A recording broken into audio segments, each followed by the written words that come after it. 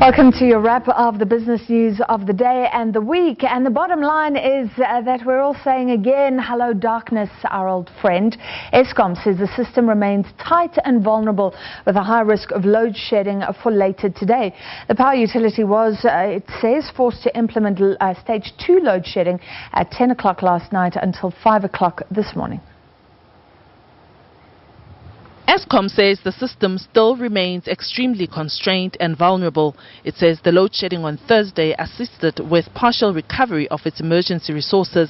It will need to continue to replenish both its water levels at pumped storage schemes and diesel for its open cycle gas turbines over the weekend.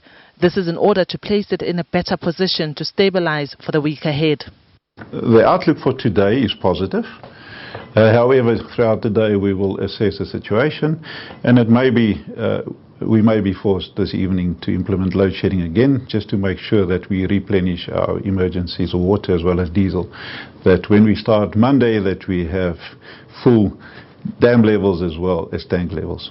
The utility says technical teams are working to return units from planned and unplanned maintenance and to replenish emergency reserves.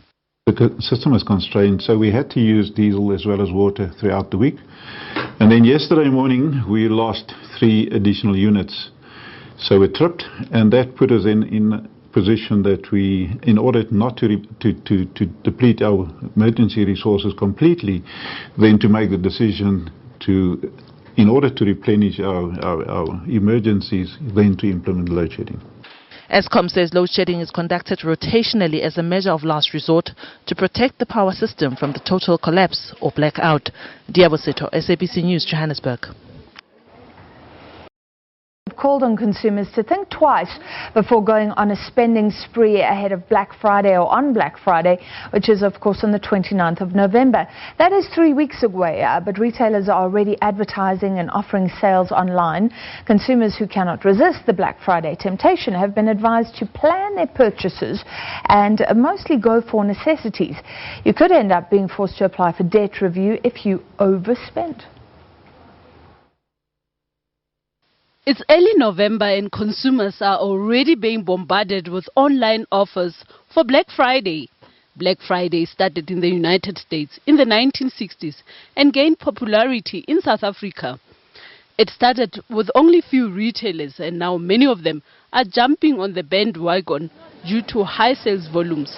Some consumers take advantage of the day to do Christmas shopping, but consumers are urged not to get carried away.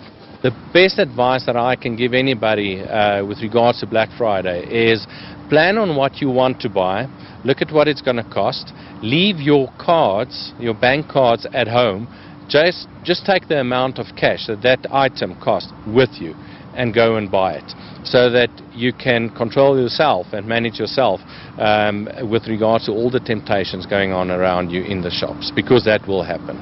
Many retailers are even offering consumers credit to buy items on Black Friday, and some banks are increasing credit card limits ahead of this day.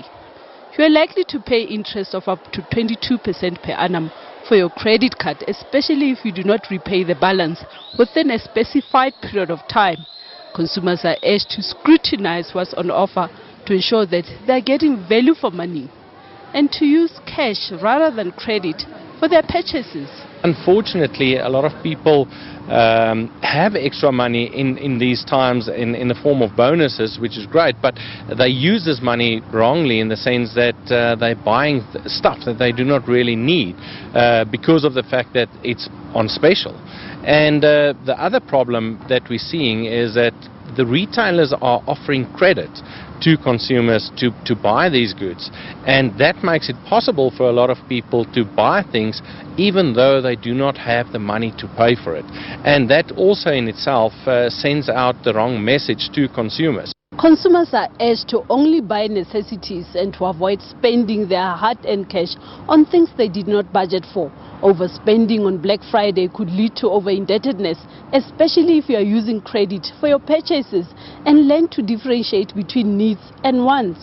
Debt Rescue says they expect the number of people applying for relief to increase tremendously in January, and that this is mainly as a result of overspending on Black Friday and during the festive season, With January just around the corner, some consumers will be forced to dig deep into their pockets to buy school uniforms and pay for school fees. Well, considering previous years, we definitely see an increase with regards to people applying for debt review because they became over-indebted, because usually over the festive season and now especially because of Black Friday, people spend more money than they can really afford, and that causes them to become over-indebted, and they do not always realize that there is still a long month ahead, and that is January. I'd like to hear your views on this topic. My email address is mulifint@sabc.co.za. My Twitter handle is @mulifinaledi. Moving further afield, competition in Egypt's ride-hailing transport market is heating up as rivals from global giant Uber to smaller local firms vie for a slice of one of the Middle East's largest markets. Egypt's population is now fast swelling to millions. Taxis and other passenger shuttles are struggling as streets are always overcrowded and chaotic. Experts say more mergers may arise as startups try to gain market share for bus or motorbike services. Egypt is among Uber's top 10 markets globally, and it's seen as a regional tech hub.